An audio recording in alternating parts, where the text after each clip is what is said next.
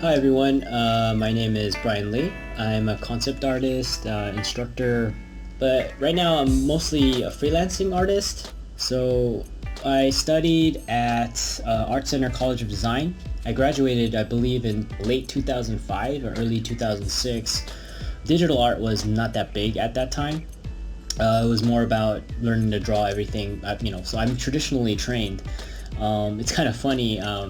I learned to paint digitally on my first job at THQ as a character designer, and it was amazing because Photoshop was just like candy. Like it was awesome because you realize, oh, I don't have to use a blow dryer anymore. For if I paint something, I use a blow dryer, wait for it to dry.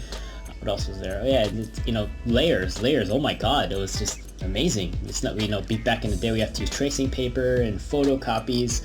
Anyway, around that time, a couple of schools contacted me about teaching, and I was always teaching a little bit on the side or something, but this was more like, because I was running the Friday workshops at Art Center when I was a student, and I was always teaching, but I never had to run my own class where it's like 10, 16 weeks.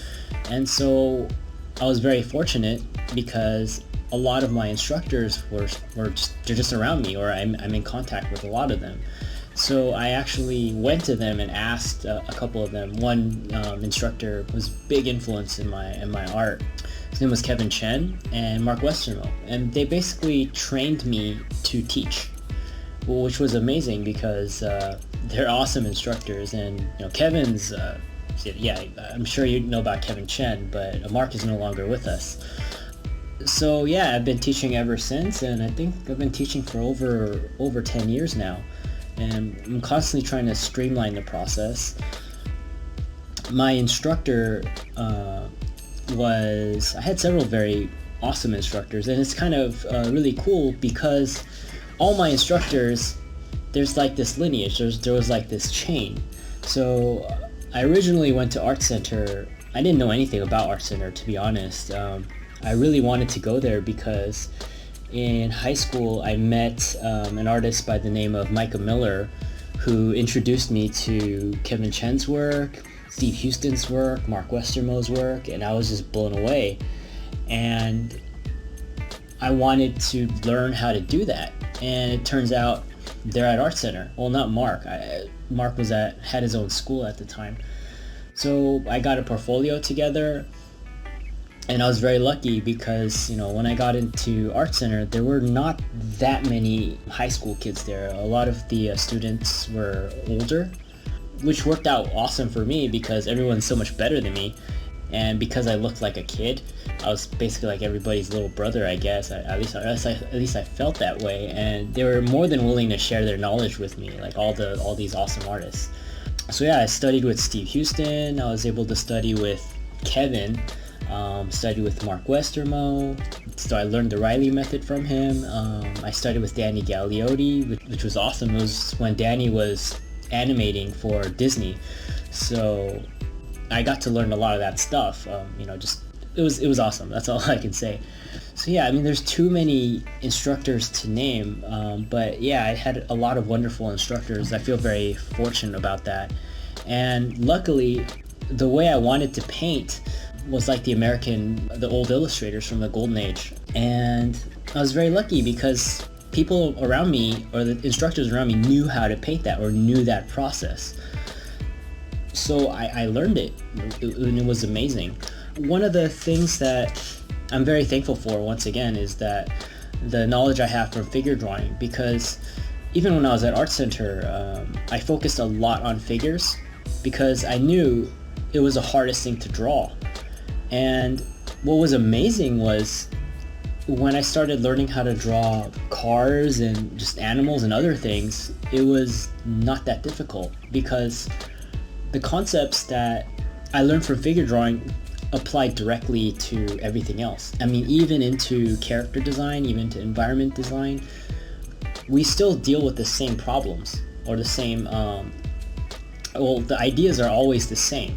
Rather than trying to figure out like if I want to draw a car, I have to draw this way, or if I want to do an environment, I have to draw this way. I was finding out that the process never really changes. We're always thinking about big overall shapes, and then we have to, if the shape is not good or the shape is not appealing, then it doesn't matter what it is you're drawing, it doesn't matter. So it was one of those things where it was an eye-opener. And plus, people are more forgiving of inanimate objects. Like, you can draw a tank and just tell people that, oh, this is a Sherman tank. Most people will just buy it. They're not going to point to it and say, oh, a Sherman tank, actually the gun turret looks like this and looks like this. Unfortunately, I found out that it's not the same for figures. If you screw up a face, even if the person who's looking at has no art training, they can feel it, they can see it, because we see people all the time. So we're very familiar with faces, and especially with the figure. A figure is less forgiving than inanimate objects. That's basically what I'm trying to say. So yeah, that was one of the big takeaways from studying the figure. And because the figure is so hard to draw, and the better I got at it, I noticed that a lot of the other stuff that I draw, you develop this kind of confidence for it, because you've already gone through all these different steps of, oh, you screwed up a figure drawing, like an 8-hour drawing. You have to know how to fix that. You have to know how to, well, what do I do to fix this? So essentially you're always dealing with design. So let's say you're working on a character, and something about that character is just not working. It's the same logic. Let's say, well, what's not working about this? Well, let's see. Do the shapes make sense? Okay, the shapes are looking fine. Is the design, does that make sense? It's like, no, that doesn't. Well, then I know what to fix. So I really felt that learning the figure and getting very good at the basics was instrumental in me finding work, just easily jumping from one discipline to another. I did work for BLT, I did some work for Walking Dead, and it was one of those things, like, I've never storyboarded before, but I've done comic books. I understand composition, so when the opportunity came up and it was like, hey, you want to try doing some boards? It was like, yeah, sure, why not? Anyway, going back to why I teach because it's really cool when you pass on the stuff you know. Mark, that was one of the last things he told me. He says, you should really pass on what you know, especially because the stuff we do, this foundation stuff, or it's kind of lost, or it's kind of getting lost. It's one of those things that it gets lost and it gets found again every generation. So it's repeating. So it's really important that we pass on what we know. And I really find joy in teaching because it forces me to get better. It forces me to streamline. And when a student asks a question, there are things that came to me easier. Every artist is different. Like, maybe, some artists, they can grasp shape very well, and they don't really think about certain things because it just came easy to them. Whereas, if a student asks you something and it came very easy to you, you have to be able to explain it to that student the best you can. And the way I teach, it's more, I'd rather just show you stuff. I'd rather just, rather than show you a bunch of slides and, slides are good because they show examples, but I'd rather show you by doing something, like by drawing something or painting something, because that's how it was taught. There's another thing that I want to address. It's just a question that I've gotten, or it's just that there's this kind of idea that once you graduate school, you're done. You don't need to sketch anymore. The learning stops. Nothing is further from the truth. When you graduate from school, even art center students, when they graduate, they know they're just getting started. They're just getting comfortable with everything. And every artist I know, or every artist that I admire, luckily, they're willing to share their, I talk shop with them all the time. They're always drawing. We're always improving. We're always trying to learn. This never stops. The moment you get satisfied with how you're painting, how you're drawing, you stop growing. And that's, I think, one of the worst things that can happen to an artist is you're not You're no longer looking at things. You're no longer curious. You're just kind of satisfied with whatever it is you're doing, and you stop improving. And remember, when you graduate, no one is asking you to get better. I mean, especially in our field, that no one's forcing you to get better. And what ends up happening is, better people come along.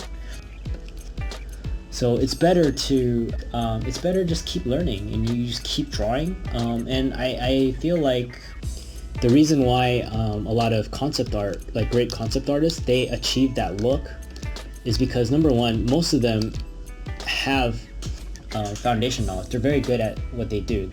You can take away all their brushes, and basically you can restrict them to just what most of us would say are crappy brushes, and they can still do something. They can still create beautiful artwork.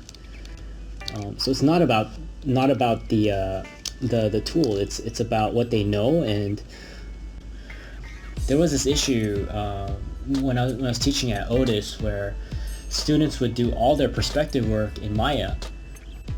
Although, Maya is a great tool, and yeah, it saves time to do perspective in Maya, they don't understand, like the students didn't understand that, just because it's perfect and it's done in Maya, it doesn't mean that, if visually it doesn't look right, you still need to make fixes so that it's a better piece. At the time, he's an amazing artist. His name is 𝗥𝗲𝗹𝗶𝗀𝗰 He has a background in architecture. Now he's an environment artist. When he would tell them, like, hey, you need to change this, it doesn't look right. So, oh yeah, but I did this in Maya, so the perspective is perfect. It's like, yeah, I know, but it doesn't look good. It's aesthetically not pleasing.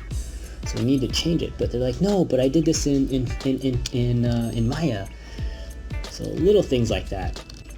You still have to know basics. That's basically what I'm trying to say. Basically, right? If you are interested in just getting better, you're driven and you have drive and you just want to see more stuff and you're just hungry to learn, I can't wait to meet you guys. I'm very excited to be going to Australia to do some demos. So yeah, I really just can't wait to just chat and to demo for you guys. Right? So I'll talk to you later.